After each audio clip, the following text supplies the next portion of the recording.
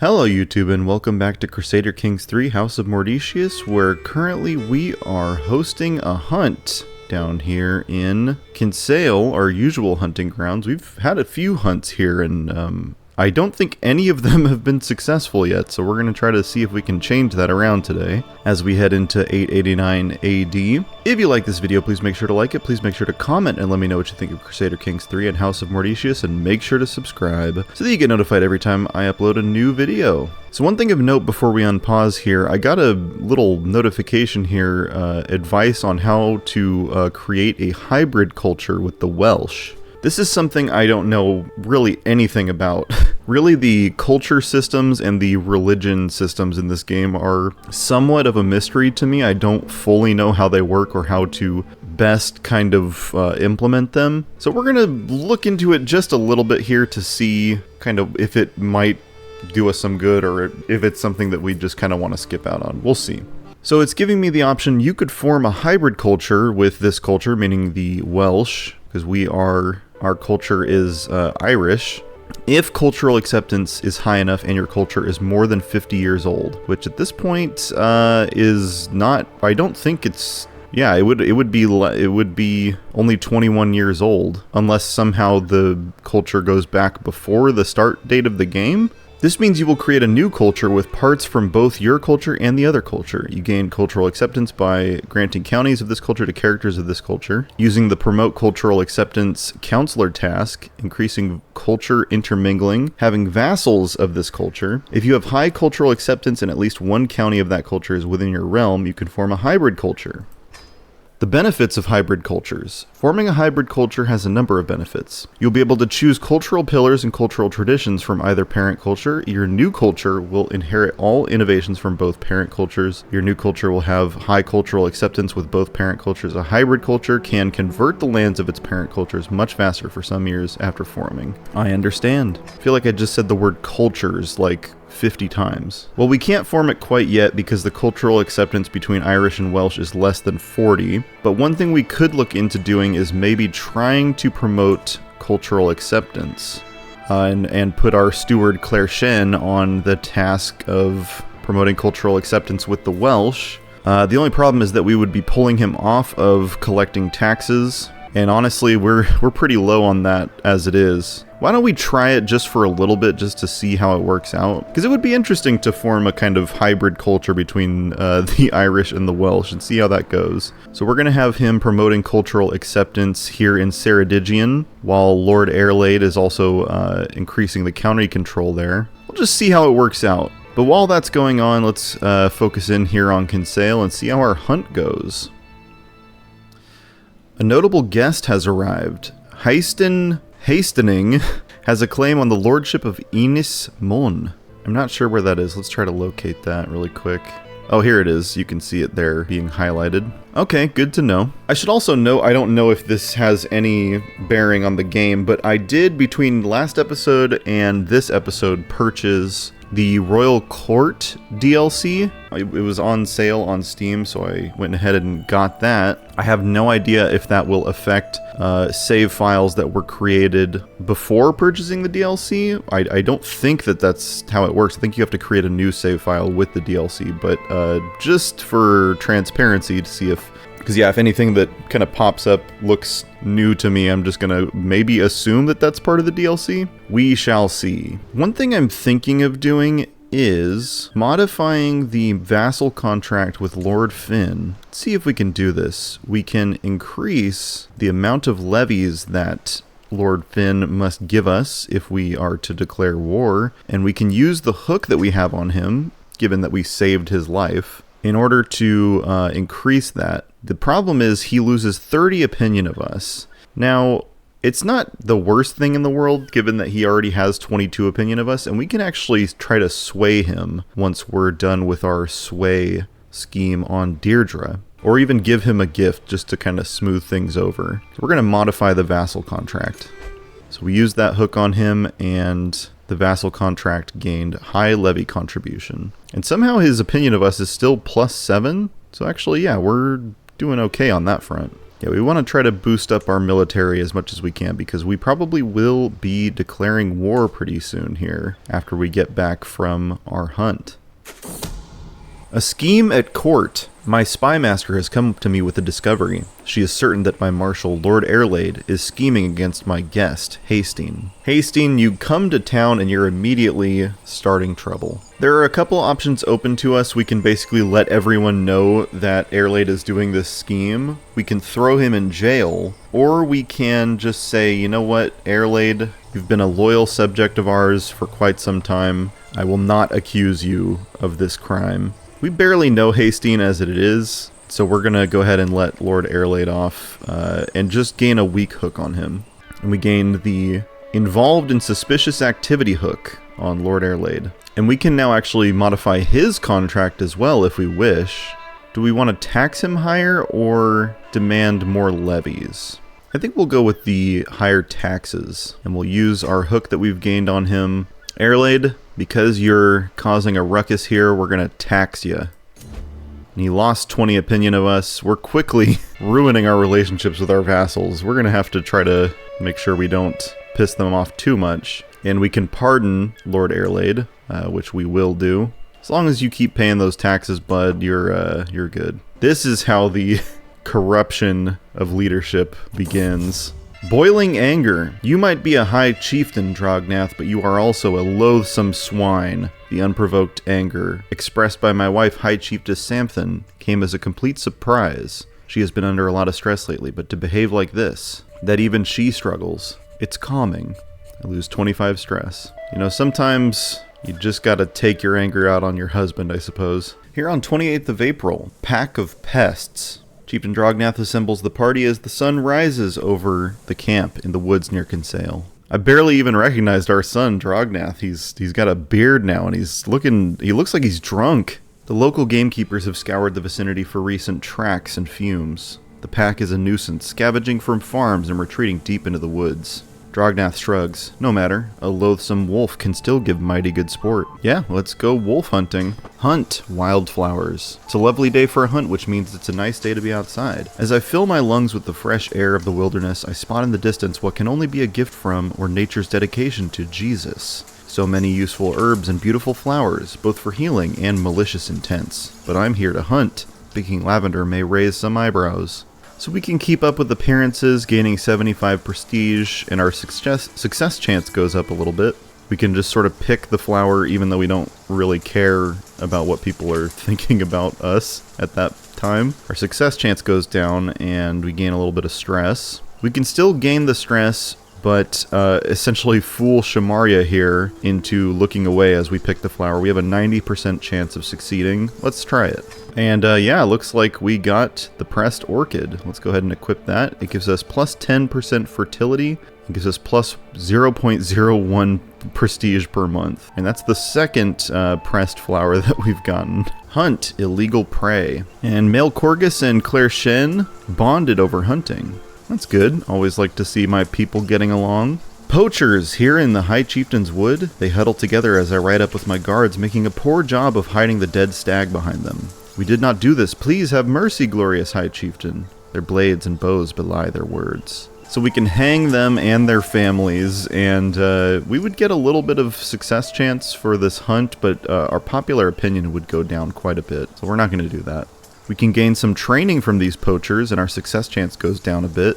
We can demand the animal and gain some gold, as well as 150 prestige, and our success chance goes up. But we have a 52% chance of gaining poaching outrage in Earldom of Desmond, which would give us minus 30 popular opinion. We would lose some prestige, and our success chance would go down. Or we can just tell them to go away, and we don't really know if that has any effects at this point.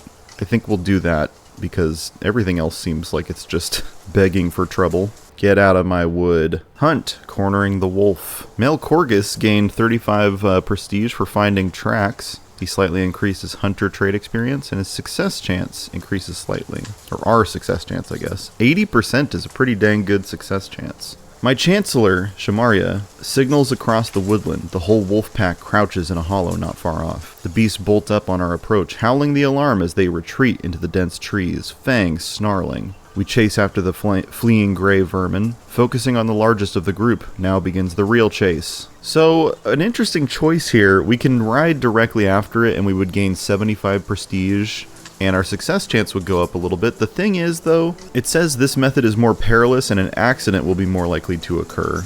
Or we can take a more cautious approach and hope that our success chance doesn't go down, being a little bit more careful. And honestly, like, Drognath is getting a little bit older, maybe a little bit wiser. I don't think he's quite as hungry for glory as maybe he once was. Maybe he has learned a little bit and he's going to try to ambush the wolf, hunt the foragers. Shamaria shared knowledge with Diarmid Neal. Diarmid Neal gained 10 opinion of Shamaria and slightly increased his hunter trait experience. The forest truly is the mantle of the poor, but as the wolf flees in panic from foraging peasants, I feel my patience wearing thin. Surely there must be better things to do in Kinsale today than picking roots and mushrooms. So as a way to kind of get these peasants out of our wood, we can give them 7 gold and gain 50 piety. Our success chance goes up a little bit, and the Earldom of Desmond gains aided peasants for 10 years, which just gives us better popular opinion and ups our development growth by 5%. This seems like basically a win-win. We only lose 7 gold, so we're going to do that. Small price to pay for higher popular opinion. Our hunter trait experience went up. Great. Shamaria's abilities impressed. He gained 35 prestige and slightly increased the hunter trait experience. Every attending hunter did something. Can't quite see. Seems like maybe he gained opinion with them or something. We watch for the wolf from our concealed bow line, tensing with anticipation as the flesher's cries and baying hounds grow louder. The gray dog suddenly leaps into the clearing ahead, fangs flailing, charging straight towards us in terror. And again, we have the opportunity to kind of tell everyone to back off so we can kill it, and we would gain some prestige and lose stress, but we only have a 42% chance of doing that, where a 12% chance of someone getting injured, and 44% chance that the beast escapes. And we don't want that. The whole point of coming out here was to kill a wolf. I think the wiser thing for an older ruler to do is to just have everyone shoot at the same time. The glory might be more diffused, but the wolf will die, presumably. Hunt, Bounty of the Wild. Hunts like these are a pure joy. I cannot wait for next year. There's nothing quite like the thrill of bringing down a mighty beast. Shamaria, the master of the hunt, directs the breaking up, deftly skinning the carcass with precision and speed. We place the eager dog's share of the spoils on the stretched hide before departing for camp and home. We can keep the wolf fangs, or we can give them to Mugron, our hostage from High Chieftain Merdok.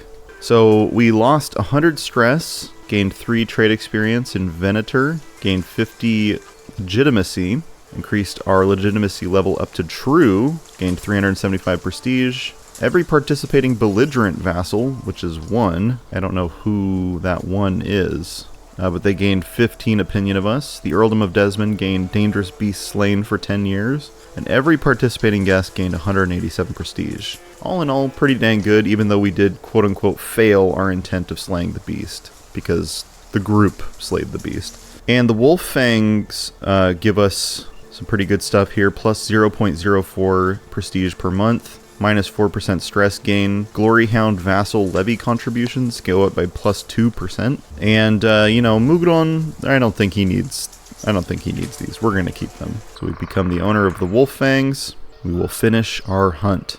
This is our second set of wolf fangs. I think it's pretty clear that we're a dang great hunter. I think that much is clear. So as we head home from our hunt, why don't we take a look at the wars we can declare, because we might want to take some land here pretty soon. It might be time to declare war on the powers that be. I think the time has come for us to take Athlone from High Chieftain Domhnall. It's been long enough. It only costs 25 prestige to gain our claim. Ireland belongs to us, right and true. We're going to declare war.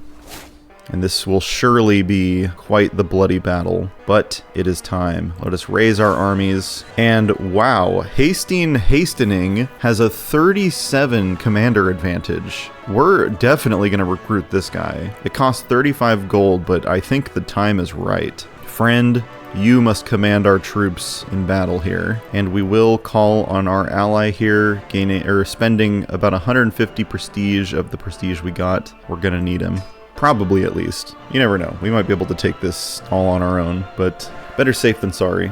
And our 2,500 troops will begin marching on Athlone. Domhnall has raised 950 of his troops, and High Chieftain Brandeb of Moray accepts our proposal here to join the war.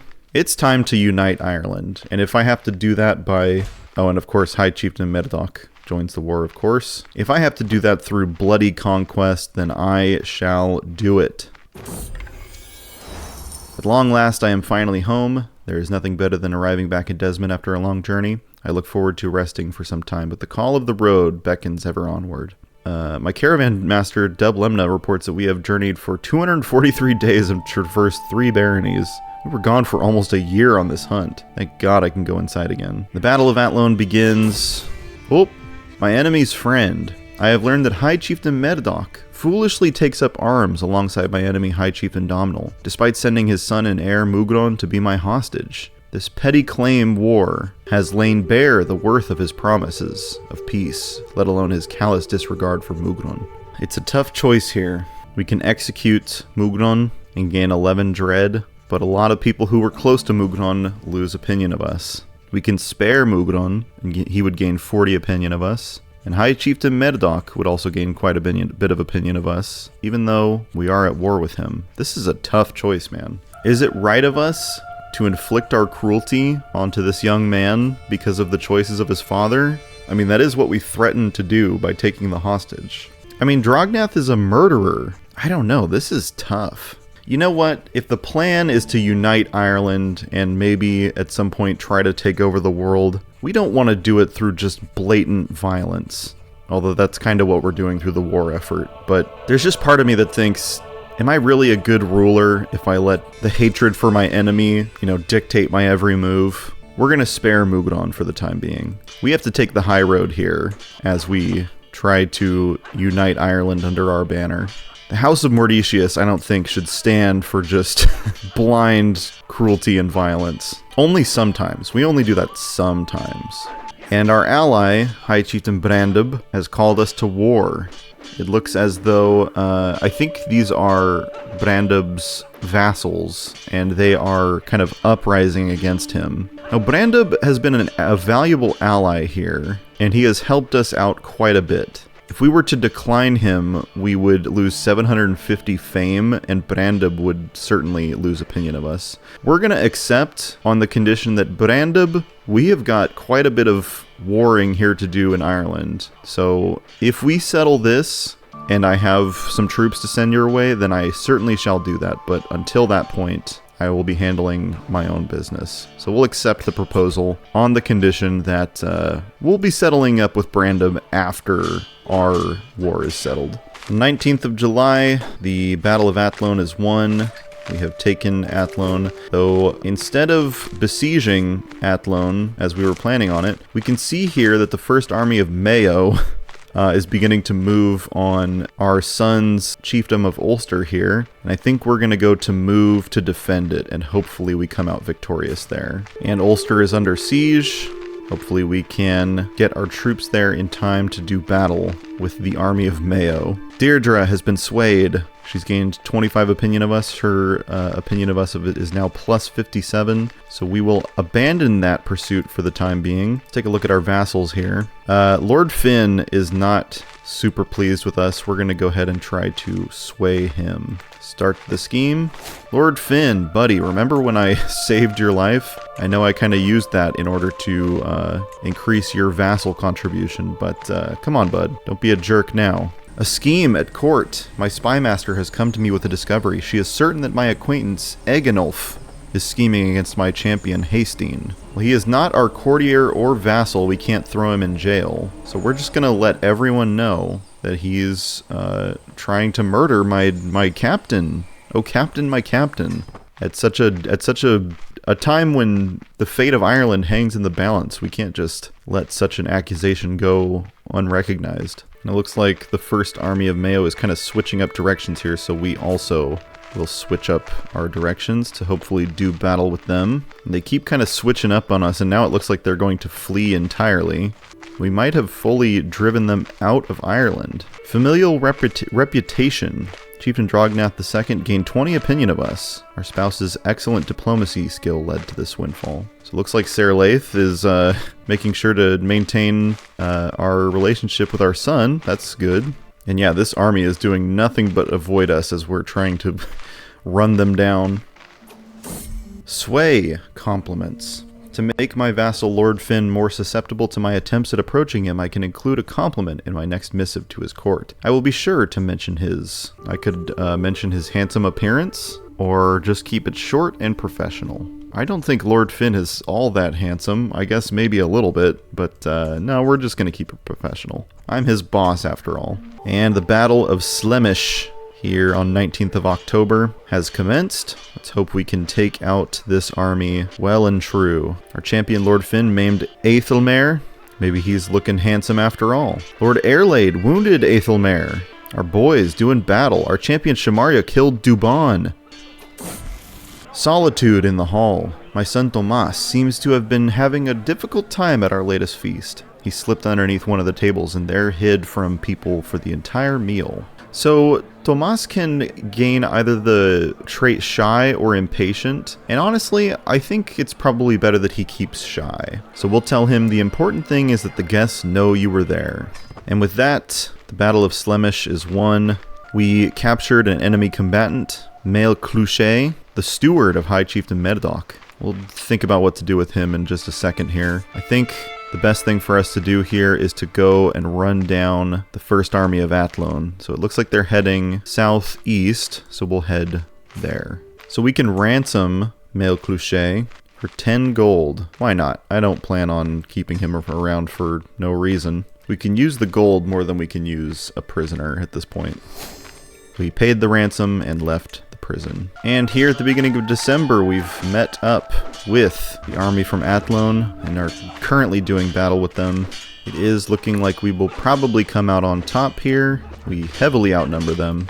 And as we defeat them, we win the Battle of Clogher. We've captured an enemy combatant. Flancinna, we know you. He's the son of King Mael Sicnail of Ireland, who died back in 862, before the game even started.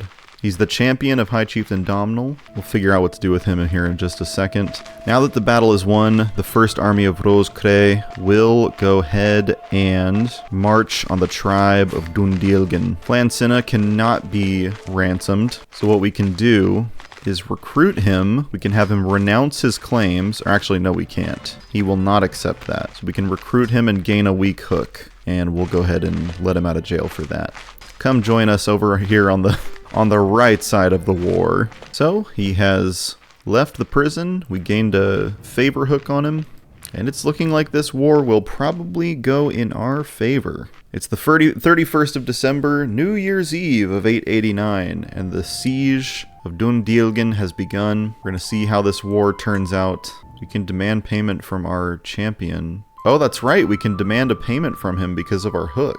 We'll wait on that. We might use that, but we might also not. But we'll see how the war turns out in the next episode. Thank you guys so much for watching. If you like this video, please make sure to like it. Please make sure to comment and let me know what you think of Crusader Kings 3 and House of Mordecius. Make sure to subscribe so that you get notified every time I upload a new video. But other than that, folks, I will see you next time.